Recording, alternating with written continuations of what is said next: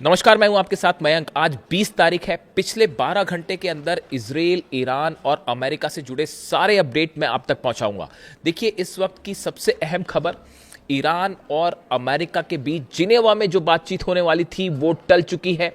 और नतीजा ये है, हालात ये हैं कि इजराइल और ईरान एक बार फिर आमने सामने हैं और किसी भी वक्त इजराइल पर एक बड़ी स्ट्राइक कर सकता है ईरान। इस तरह की खबरें सामने आ रही हैं। देखिए, नेतन्याहू ने ये साफ कर दिया है कि लेबनान से इजरायली सेना वापस नहीं आएगी। Netanyahu says Israeli army will stay in Lebanon as long as necessary. देखिए, ये डील की, इस एमओयू की जो पहली शर्त थी वो यही थी कि लेबनान पर हमले रुकेंगे, लेकिन हमले नहीं रुके। इस शर्त का हिस्सा यह था कि लेबनान से इजराइल की सेना वापस आएगी। नेतन्याहू इसके लिए भी तैयार नहीं है। और हालात ये हैं कि लेबनान के 6 शहरों पर, 6 अलग अलग शहरों पर इजराइल की तरफ से भारी बमबारी की गई है। हेलीकॉप्टर्स ने बम बरसाए हैं। वहां पर ग्राउंड ऑपरेशन चल रहा है। इजराइल की सेना जबरदस्त गोलीबारी कर रही है। ये लेबनान से जो खबरें आ रही है, वहां पर करीब 20 ठिकानों पर आमने सामने लड़ाई हुई है हिजबुल्लाह और इजराइल की। इसमें इजराइल को भी बड़े नुकसान की खबरें आ रही हैं। देखिए, कल जिस तरह से हमले हुए और 18 से ज्यादा लोगों की मौत हो गई चंद घंटों के अंदर, उसके बाद हिजबुल्लाह की तरफ से भी बड़ा पलटवार किया गया है। और जो खबरें सामने हैं उसके मुताबिक 5 से ज्यादा जो आर्मी की गाड़ियां होती हैं इजराइल की, वो तबाह की गई है। कई टैंक्स, जो मरकावा टैंक्स है, उनको तबाह कर दिया गया है। कई इजरायली सैनिक घायल हुए हैं और मौत की भी खबरें आ रही हैं। यानी हिजबुल्लाह की तरफ से भी अब जबरदस्त पलटवार किया गया है। देखिए, ये जब एमओयू साइन हुआ उसके बाद तमाम कोशिश हुई कि किसी तरह से नेतन्याहू को रोका जाए, लेकिन नेतन्याहू नहीं माने। यही वजह थी कि ईरान ने जिनेवा जाने से मना कर दिया। और ईरान के सुप्रीम लीडर समेत तमाम सेना के बड़े अधिकारियों की तरफ से ये बात सामने आ चुकी है कि अगर नेतन्याहू नहीं रुके तो फिर इसका नतीजा ये होगा कि ना सिर्फ ये एमओयू खत्म हो जाएगा, डील खत्म हो जाएगी, बल्कि एक बार फिर जंग शुरू हो जाएगी। और नेतन्याहू के जो बयान सामने आए हैं, नेतन्याहू ने, देखिए, कल 2 बयान दिए। एक बयान मैंने आपको बता दिया कि हम किसी भी सूरत में लेबनान से इजरायली सेना बाहर नहीं आएगी। दूसरी बात जो कि बताया जा रहा है, उन्होंने डोनाल्ड ट्रंप को भी ये बात कह दी है कि इजराइल जो है अपनी सुरक्षा के लिए जो कदम उठाना चाहता है वो उठाता रहेगा, यानी कि हमले जारी रहेंगे। ये बात नेतन्याहू ने साफ कह दी है। अब इसके बाद देखिए, माना यह जा रहा है कि अब डील की स्थिति तो जो है, डील तो बड़ी दूर की बात है। एमओयू की जब पहले दौर की ही बातचीत शुरू नहीं हो पाई तो पूरा क्वेश्चन मार्क लग गया है हर चीज़ पर। हॉर्मूज से जो अमेरिका के जहाज थोड़ा पीछे हटे थे, उन्हें रोक दिया गया है वहीं पे। यानी हॉर्मूज अभी फिलहाल धीरे धीरे खुलना शुरू हुआ था, लेकिन 24 घंटे के अंदर ही वहां पर जो है हालात फिर से एक दूसरे के आमने सामने वाले हो गए। इसी बीच डोनाल्ड ट्रंप का एक बयान आया। देखिए, इस तरह की खबरें चल रही थी कि जेडी वेंस जो है वो नेतन्याहू से नाराज है और उन्होंने काफ़ी कुछ कह दिया है कि हम आपको हथियार नहीं देंगे वगैरह वगैरह, इस तरह की बातें। लेकिन डोनाल्ड ट्रंप का बयान आया है। डोनाल्ड ट्रंप ने इस बात को फिर कहा है कि इजराइल हमारा साथी है, नेतन्याहू मेरे दोस्त है और हम इजराइल को हथियार देते रहेंगे। देखिए, ये बात तो है ही। हम हमेशा से आपसे कह रहे थे, मैं बार बार ये बात कह रहा हूं। इस तरह की जो खबरें आ रही हैं कि ट्रंप और नेतन्याहू में कोई तनाव है, अमेरिका और इजराइल में कोई तनाव है, ऐसा कुछ नहीं है। जो कुछ भी हो रहा है, बड़े सारे एक्सपर्ट से मान के चलते हैं कि जो कुछ भी हो रहा है ये एक बड़ी रणनीति का हिस्सा है और एक बार फिर ईरान के साथ धोखा हो सकता है। इस बात के लिए आरजीसी तैयार है। देखिए, कल बीती रात, मुहर्रम का वक्त चल रहा है, बीती रात ईरान की सड़कों पर लाखों लोग जमा थे। चाहे तेहरान हो, चाहे तमाम अलग अलग शहर, और सब जगह से एक आवाज उठ रही है, लब्बैक या हुसैन। और पूरा ईरान एकजुट है। और किसी तरह की, देखिए, एमओयू के पक्ष में तो वहाँ की जनता बाय एंड लार्ज थी ही नहीं। ये एक ऐसा फैसला था जो ये सोच के लिया गया कि दुनिया में एक शांति स्थापित हो, एक बार फिर कोशिश की जाए, ईरान के लोगों को रोजगार मिले, हालात बेहतर हों, शांति के लिए कदम ईरान ने अपनी तरफ से उठाया था।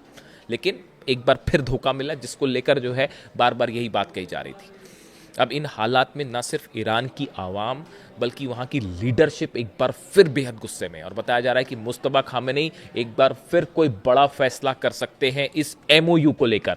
और इस बार अगर एमओयू टूटता है या डील के मामले में मामला आगे नहीं बढ़ता है तो ये फिर से जंग की तरफ ले जाएगा।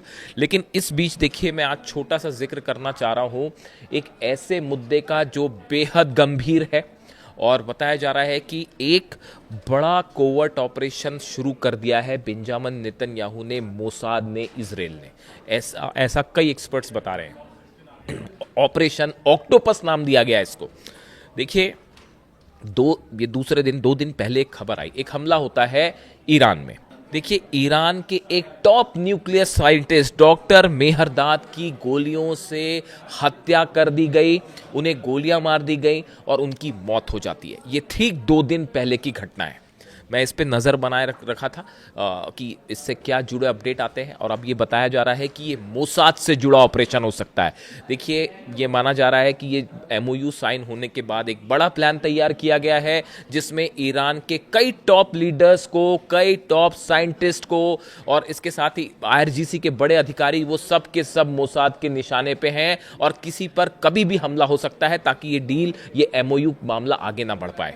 और ये जो ईरान के टॉप साइंटिस्ट हैं डॉक्टर मेहरदाद, इनका बहुत बड़ा रोल रहा था ईरान के न्यूक्लियर प्रोग्राम में, उनकी हत्या हो जाती है। इसके साथ ही एक बड़ी स्थिति यह है कि यूक्रेन में भी कई न्यूक्लियर साइंटिस्ट को निशाना बनाया जा रहा है। जो नई रिपोर्ट आई है उसके मुताबिक यूक्रेन के हमलों में एनरगोडार इलाका है, वहां पर जो ड्रोन स्ट्राइक्स हुई, मिसाइल स्ट्राइक्स हुई, उसमें रूस के 2 बड़े न्यूक्लियर साइंटिस्ट को निशाना बनाया गया।